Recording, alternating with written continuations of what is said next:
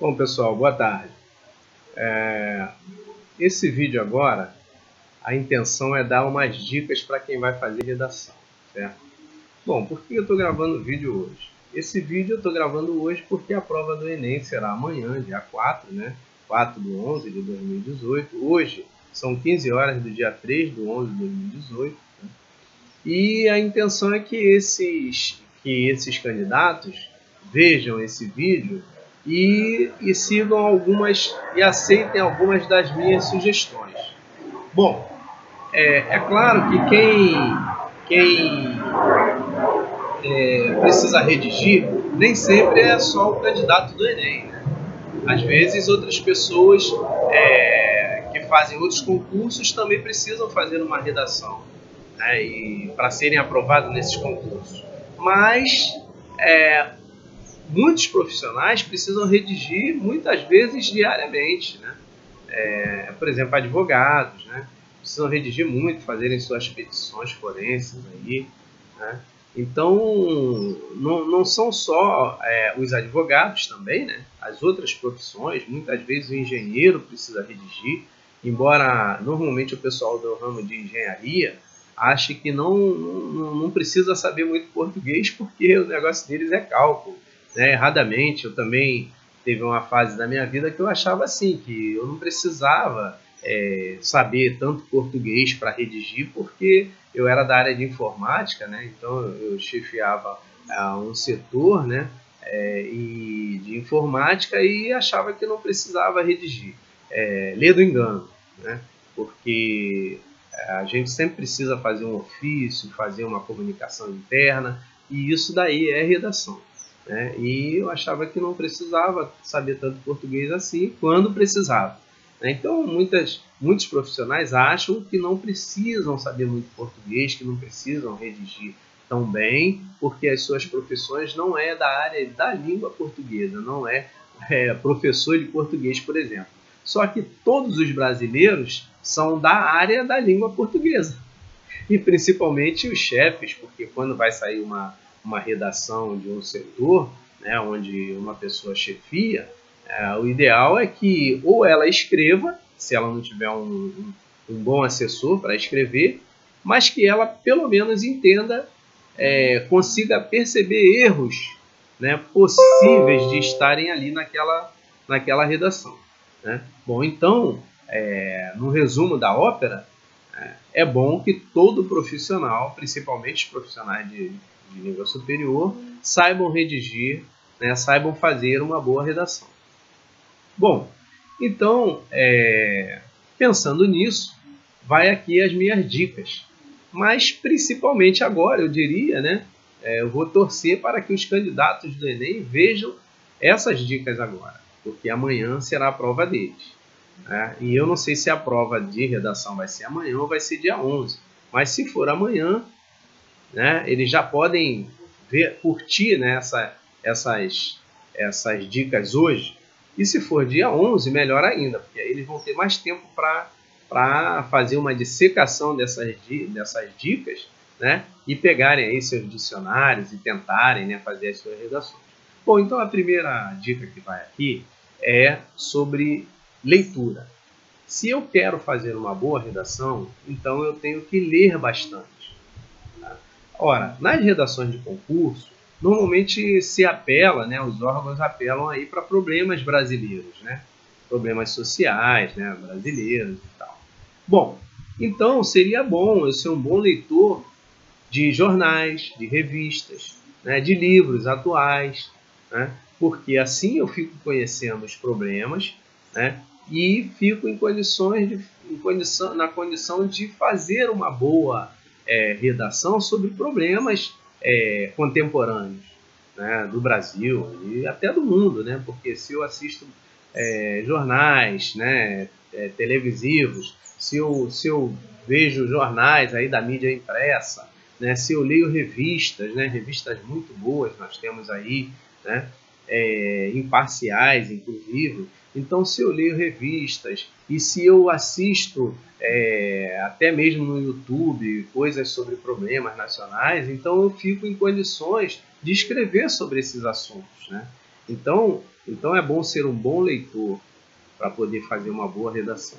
Então esse seria o primeiro passo, né? O segundo passo é: eu tenho que ter um bom vocabulário. Bom vocabulário, como é que eu consigo um bom vocabulário? Eu consigo um bom vocabulário lendo, e consigo um bom vocabulário lendo principalmente o dicionário da língua portuguesa. Então é bom pegar aqui aquele hábito de consultar, pegar de vez em quando o dicionário, escolher ali umas palavras e passar a usar essas palavras no dia a dia. Então eu vou aumentando o meu vocabulário diariamente. Se eu fizer isso todos os dias com 2 palavras, no final do ano eu terei 2 vezes 365 dias. Eu terei, né, 730 palavras a mais no meu vocabulário, né? E se eu fizer isso durante 10 anos, aí é só multiplicar, né, e teremos aí uma quantidade boa, um vocabulário bastante apurado, né? Bom, então a dica seria essa aí, do dicionário. Para eu aumentar o meu vocabulário, aumentando o meu vocabulário, eu posso escrever muito melhor, né? Bom, a segunda dica é conhecer a posição das vírgulas, né? A vírgula é a pedra na chuteira, né? É o calo no dedo, que a gente pega a caneta ali, né? A vírgula é o calo no dedo da caneta, né? Então, é muito mais fácil a gente saber colocar um ponto continuado, ou colocar um ponto parágrafo, ou usar 2 pontos, ou usar ponto e vírgula, do que saber usar única e exclusivamente a vírgula na hora certa, né? Muita gente comete erros assim elementares, que é separar o sujeito da vírgula, né? E é muito bom prestar bastante atenção nisso, porque isso é realmente um erro elementar, é tudo que a gente aprende que não deve ser feito logo nos primeiros anos de estudo, né? Assim que a gente aprende a ler, escrever, vai fazer as primeiras redações, os professores sempre têm o cuidado de dizer, ó, não se pode separar o sujeito da vírgula. Então, esse é um erro fatal numa redação, né? Se eu sou um profissional de curso superior, estou fazendo uma prova, e nessa prova estou fazendo uma prova para conseguir o meu emprego, e nessa prova, né, se cair redação, nessa redação eu colocar separar um sujeito da vírgula, eu já tive um pecado mortal aí durante a elaboração dessa redação, né? Bom, as redações elas podem ser narrativas ou podem ser argumentativas, né? Então eu posso fazer uma redação só contando um caso, né? E usando aí a narração. Na narração cai muito bem o futuro do pretérito, né? Tá? E também posso fazer uma redação para argumentar, né? Para ganhar algumas cabeças a meu favor, por exemplo. Então eu quero argumentar, quero convencer alguém de alguma coisa, né? E aí nessas redações é muito importante que para isso eu conheça um pouco de falácias, né? Porque existem muitas falácias em redações e até mesmo em conversações, muitas falácias existem.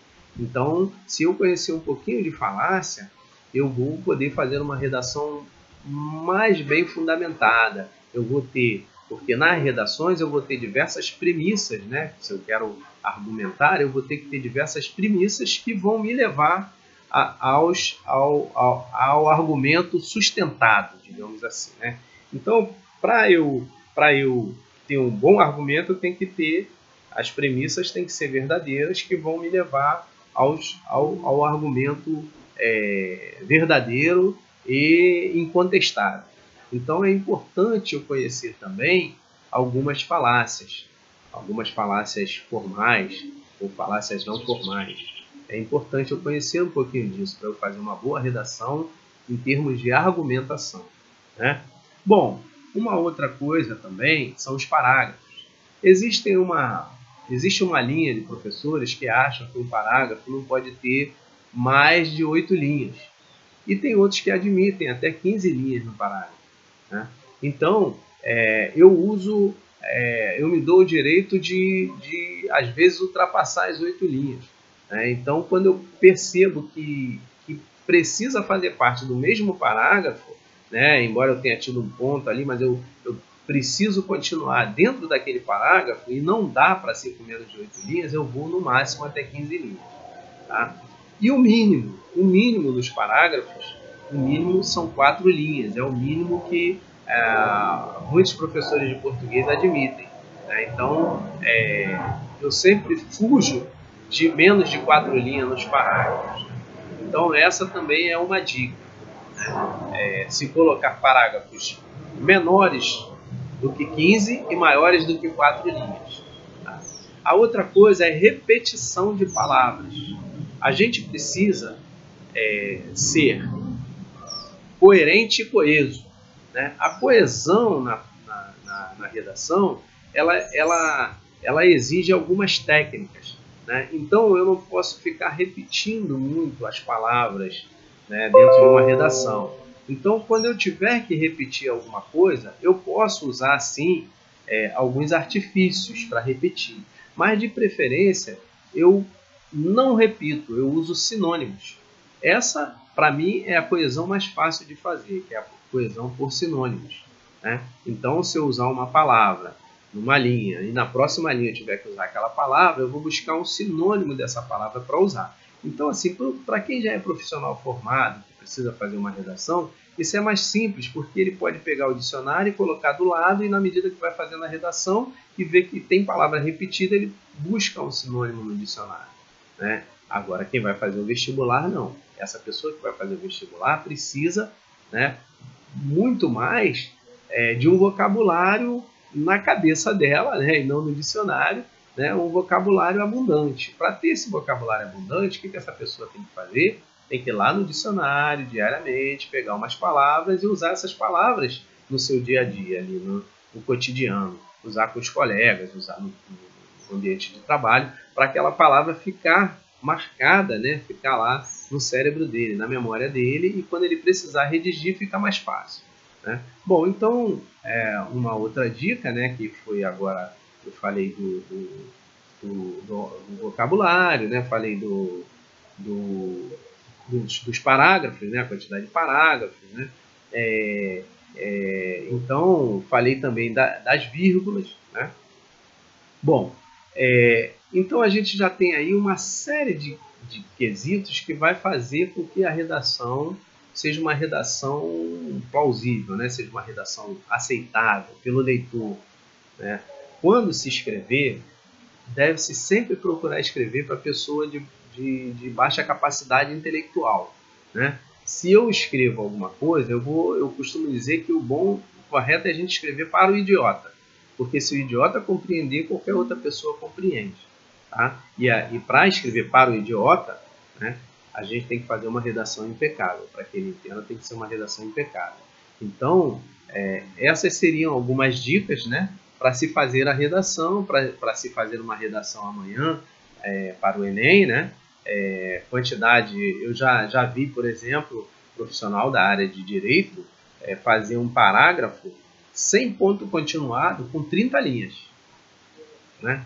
É uma coisa difícil até de se acreditar, mas eu não posso trazer o texto dessa pessoa para cá, né, para o YouTube, né, porque seria até constrangedor, né, mostrar um texto assim no YouTube, né, para todo mundo ver que um advogado escreve desse jeito. Mas existe isso no Brasil, tá? Cada dia mais a gente está abandonando o nosso idioma, a gente está relegando o nosso idioma aí a segundo plano, né? As pessoas estão escrevendo cada vez pior, né? Esse negócio de teclar na internet, as pessoas abreviam palavras do jeito delas, né? Sem nenhuma convenção nacional ou internacional da língua portuguesa sobre determinadas abreviaturas, mas as pessoas abreviam, as pessoas estão trocando os verbos aí. Quando é para ter o R, a pessoa coloca o acento circunflexo em cima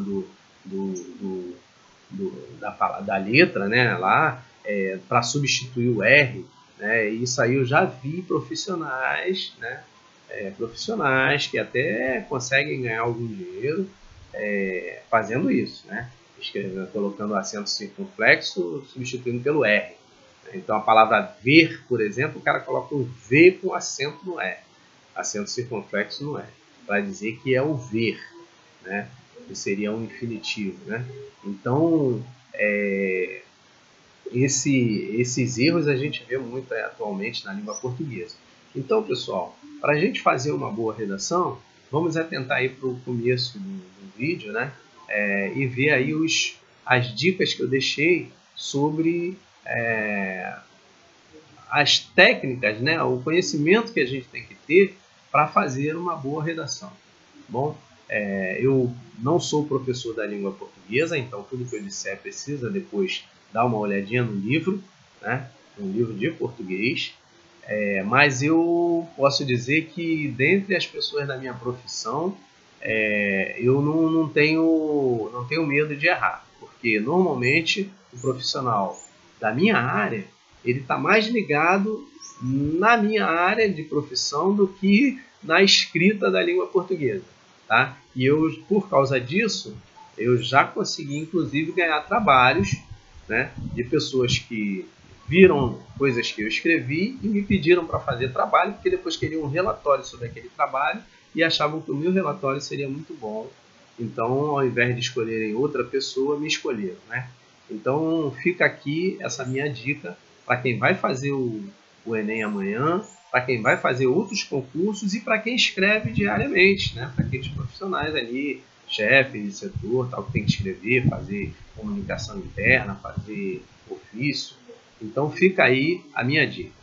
Um forte abraço a todos e boa sorte aí, sucesso para quem vai fazer o Enem no dia 4/11 de 2018. Um forte abraço.